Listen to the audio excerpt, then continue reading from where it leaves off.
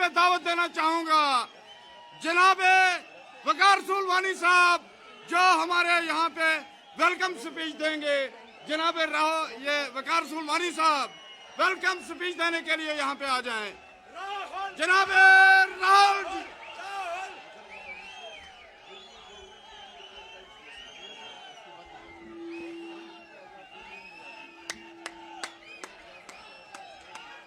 अभी यार उस साइड मत जाओ ना ज्यादा, वहां से नजर नहीं आएगा। इधर आओ, इधर ये वाला, ये खोलना है।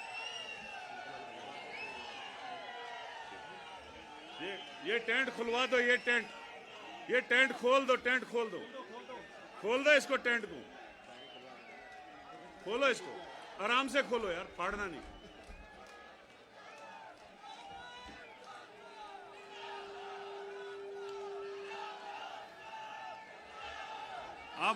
अब अगर थोड़ा आप खामोश करें तो अब स्टार्ट करते हैं। हमारे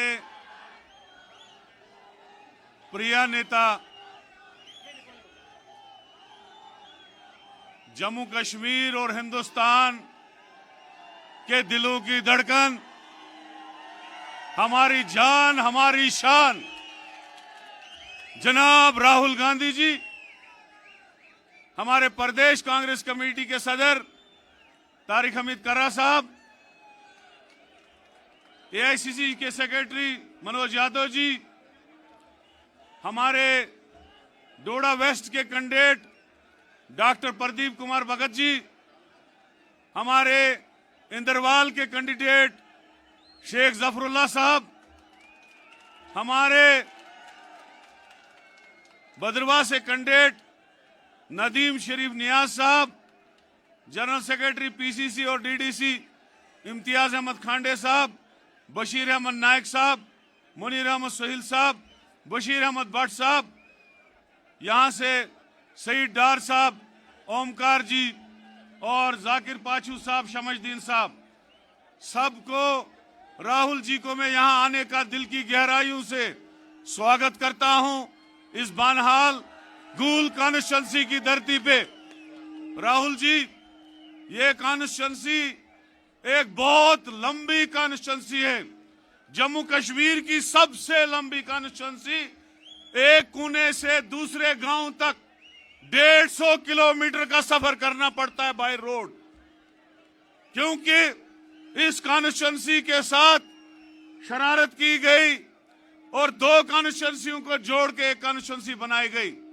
इसलिए मेरी गुजारिश है, जब भी हमारी सरकार मरकज में आएगी, डिलिमिटेशन कमीशन को दोबारा बनाया जाए ताकि वो रिव्यू किया करें, क्योंकि ये जो कॉन्स्टिट्यूंसियां बनी है, ये इसमें जस्टिस नहीं हुआ है लोगों का। दूसरा जनाब, जम्मू कश्मीर में बहुत ज्यादा बेरोजगारी है और मुझे यकीन है जब भी हमारी सरकार जम्मू कश्मीर में आएगी, बेरोजगारी पे काबू किया जाएगा, डेली वेजर और कैजुअल वेजों के लिए जस्टिस किया जाएगा। और बहुत सारे इशू हैं यहाँ के, यहाँ गूल बानहाल के, इस कॉन्स्टिट्यूंसी के और चिनाब वैली के, जिसमें तमाम बिजली के प्रोजेक्ट सारे जो है चिनाब वैली में बन रहे हैं, चिनाब के पावर पे बन रहे हैं। साथ में ही साउला कोट का प्रोजेक्ट जो 1845 मेगावाट का है, यहां से 20-30 किलोमीटर दूर चिनाब पे बन रहा है।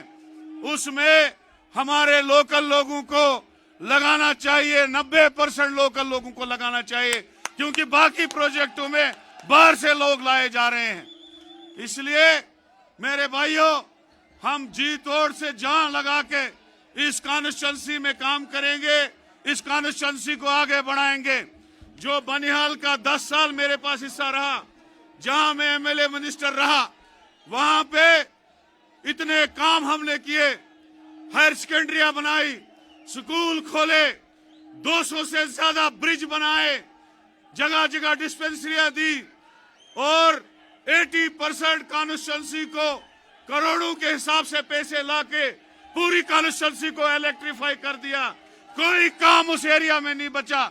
छोटे मोटे काम है, जैसे रामसुमे हायर सेकेंडरी देने की बात है, जैसे कुछ रोड बचे हैं जो अभी बकाया है, इस इलाके में भी काफी रोड बचे हैं जो अभी बकाया हैं, देने हैं। इंशाल्लाह जीतने के बाद हम पहला काम यही करेंगे, यहाँ एक बड़ा अस्पताल बनाएंगे।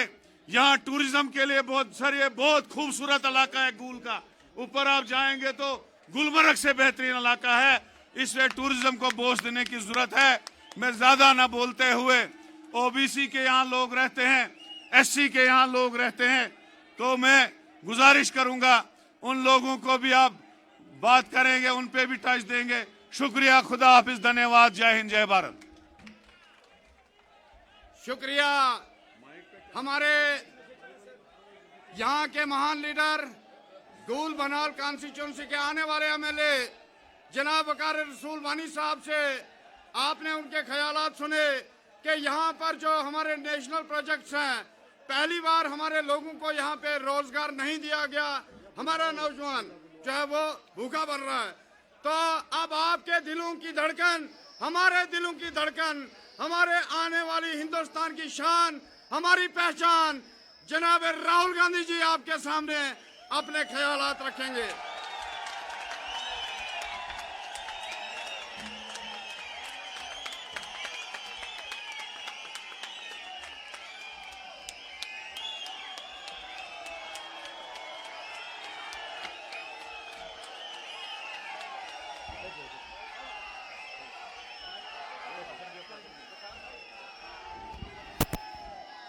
कर्रा साहब, मनोज यादव जी, विकार रसूल वानी जी, शेख जफरुल्लाह जी, नदीम शरीफ जी, डॉक्टर भगत जी, स्टेज पे कांग्रेस पार्टी के अलायंस पार्टनर के जो नेता हैं, हमारे कार्यकर्ता, मीडिया से जो हमारे मित्र हैं, आप सबका यहाँ बहुत बहुत स्वागत, नमस्कार। कैसे हैं आप लोग? ठीक हैं?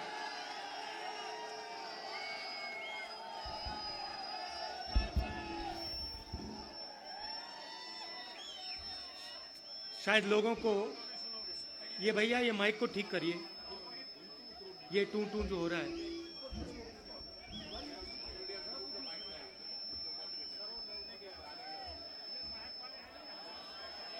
कर रहे हैं।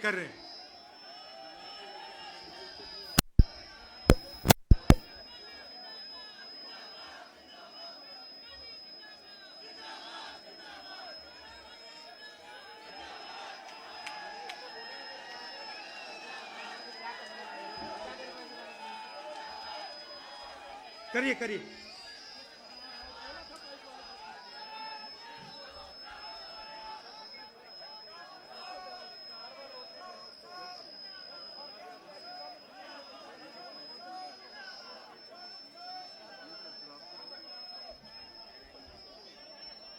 आवाज नहीं आ रही।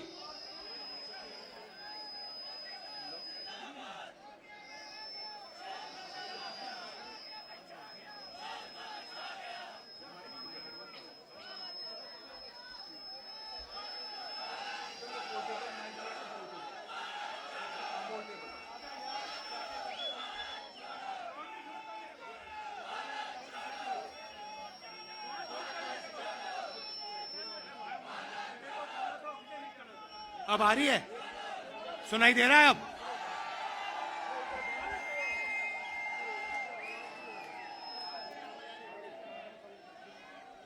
चालू हो गया? कैसे हैं आप लोग?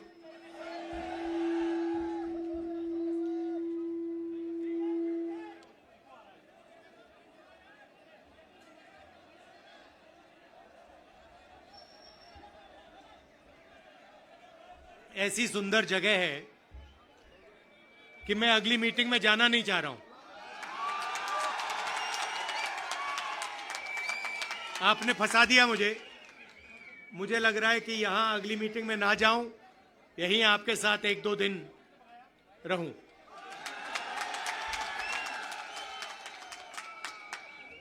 आप सबका यहां दिल से स्वागत करता हूं। आपसे मैं 2-3 चीजें कहना चाहता हूं। सबसे पहले आपने देखा होगा कि पूरे देश में बीजेपी के लोग, आरएसएस के लोग नफरत फैला रहे हैं, हिंसा फैला रहे हैं, डर फैला रहे हैं। तो लड़ाई दो विचारधाराओं के बीच में है।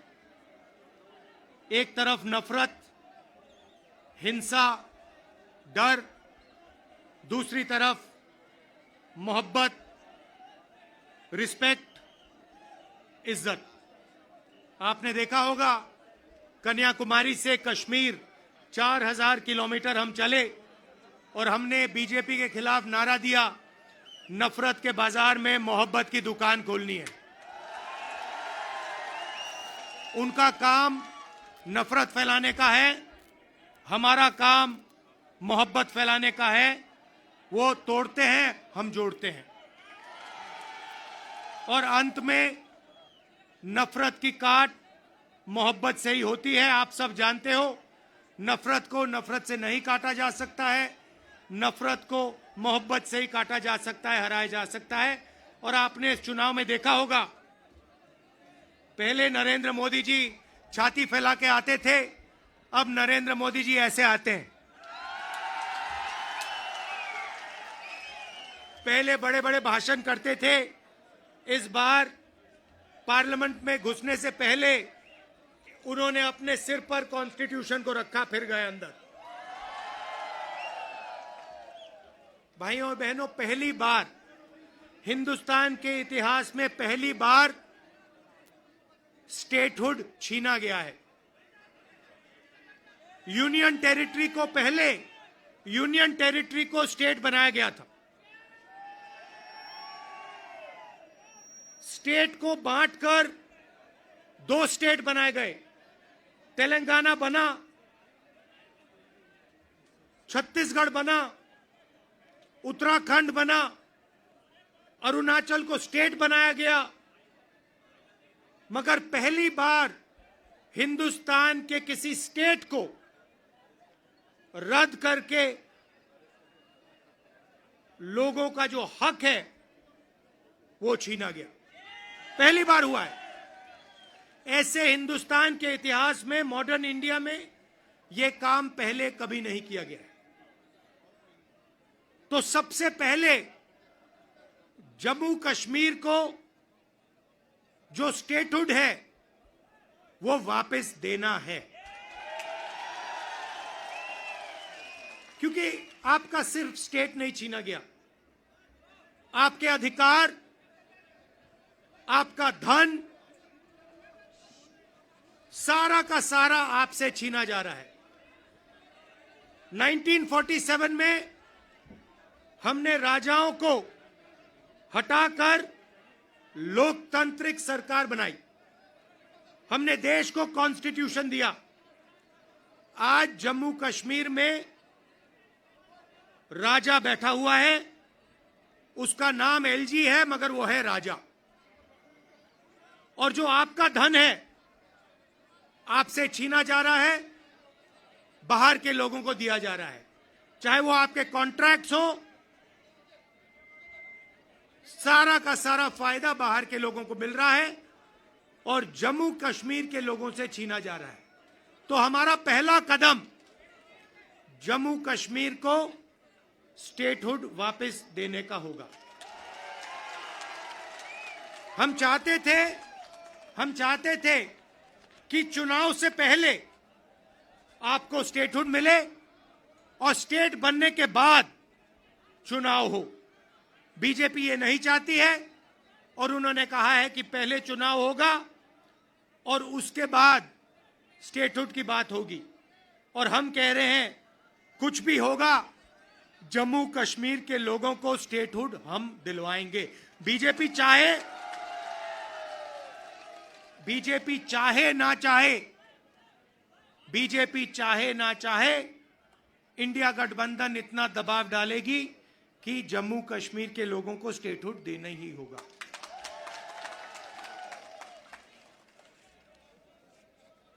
यहां पे हम सब जानते हैं कि बिजली के प्रोजेक्ट्स बनाए जा रहे हैं, मगर सच्चाई है कि बिजली के प्रोजेक्ट्स का फायदा आपको नहीं मिलता है।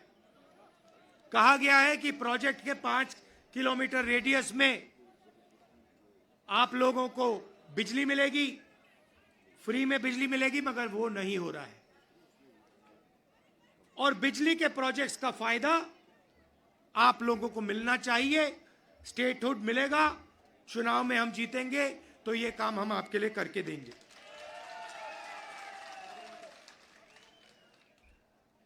आप देश के लोगों को बिजली दे रहे हो और आपके जेब में से बिजली का पैसा लिया जा रहा है, छीना जा रहा है, ज्यादा रेट देते हो आप। ये अन्याय है, इसको हम ठीक करेंगे।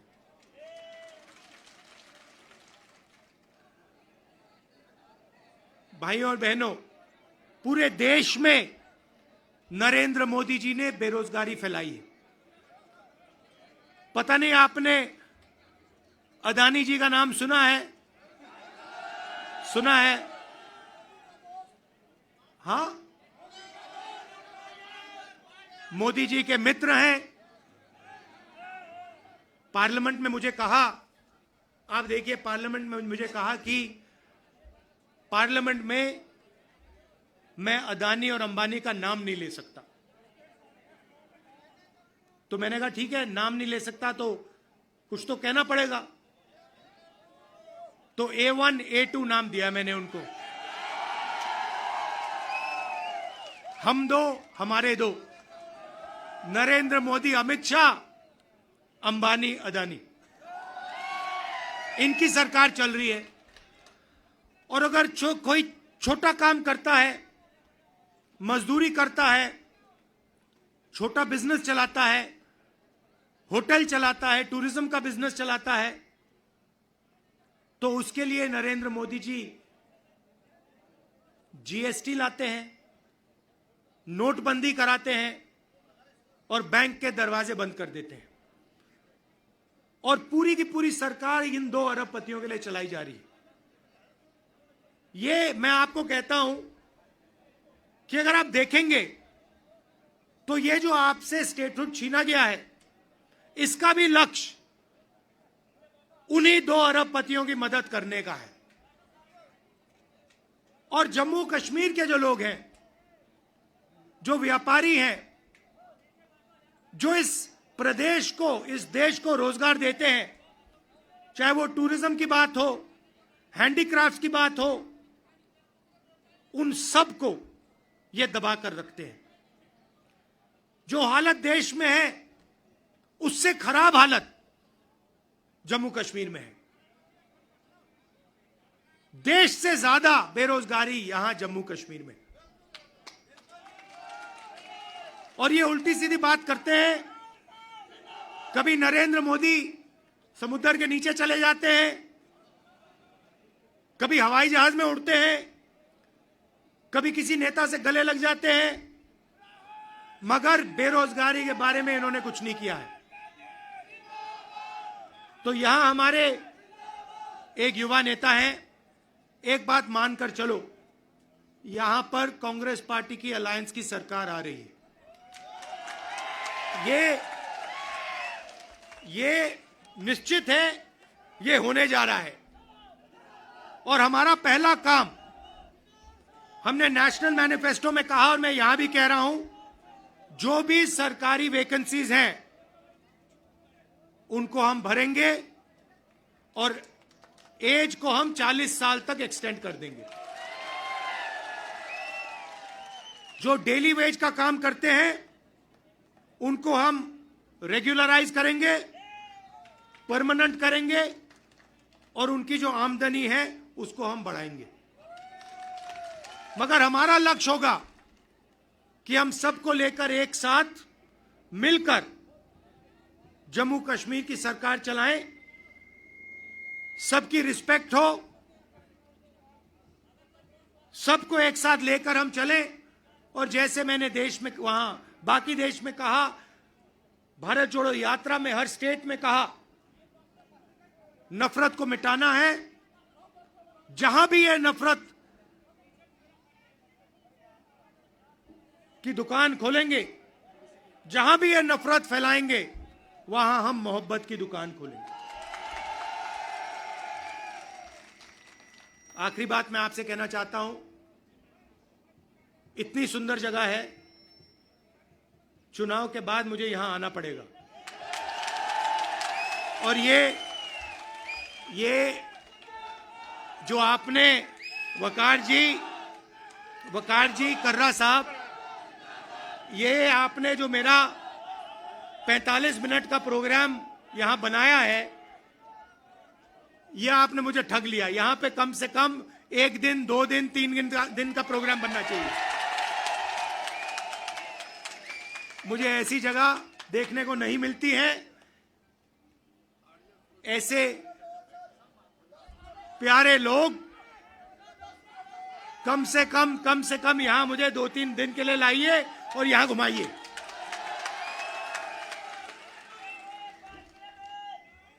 पांच मिनट, 10 मिनट, जितना चाहते हो, कोई प्रॉब्लम नहीं है। हाँ,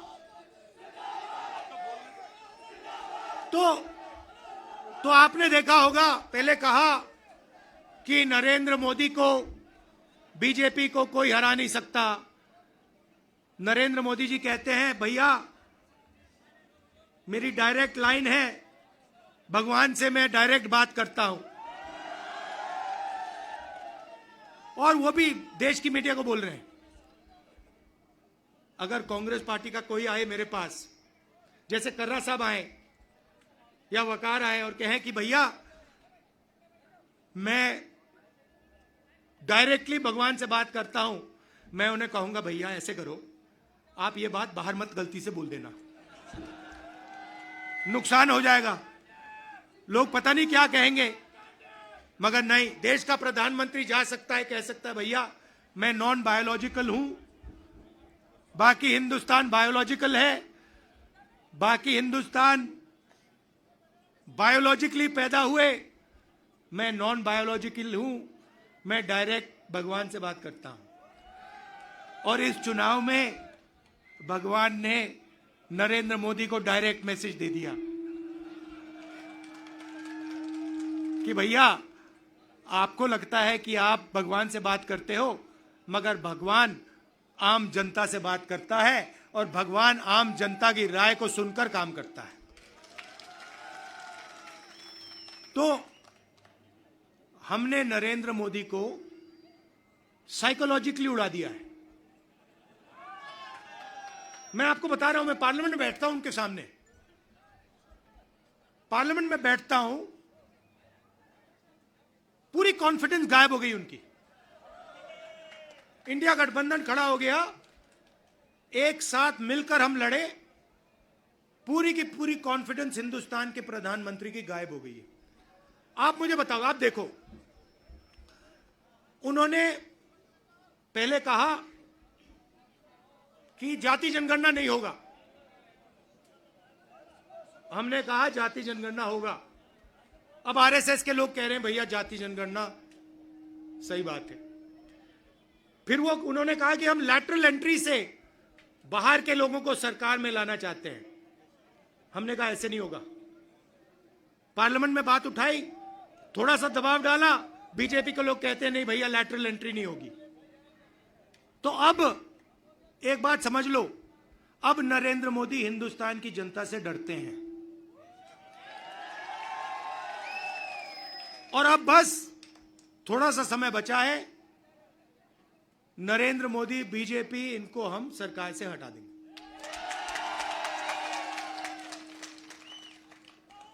मगर हम चाहते हैं कि देश में भाईचारा हो, सबकी रिस्पेक्ट हो, एक दूसरे के साथ इज्जत से बात हो। जो कमजोर लोग हैं, चाहे वो किसान हैं, मजदूर हैं, छोटा बिजनेस चलाने वाले लोग हैं, उनको लगे कि इस देश में हमारी भी भागीदारी है, बैंक के दरवाजे हमारे लिए खुले हैं, कर्जा माफ हमारा भी होता है और सिर्फ देश 2-3 लोगों के लिए नहीं चलता है।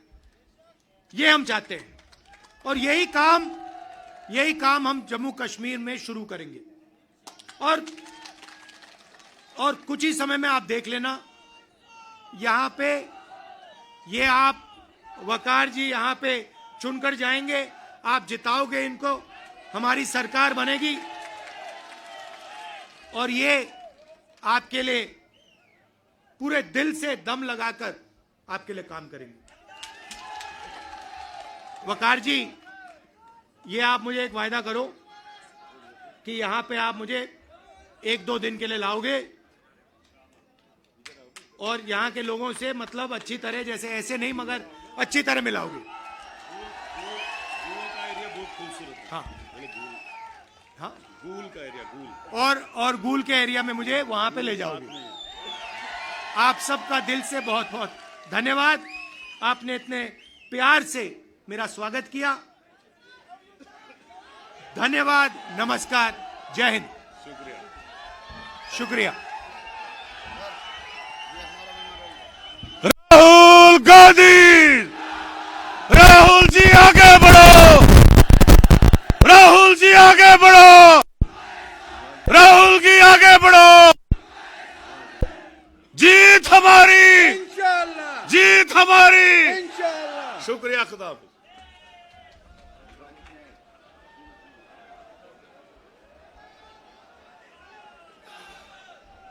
तो यहाँ पे आपके और हमारे हर दिल अजीज नेता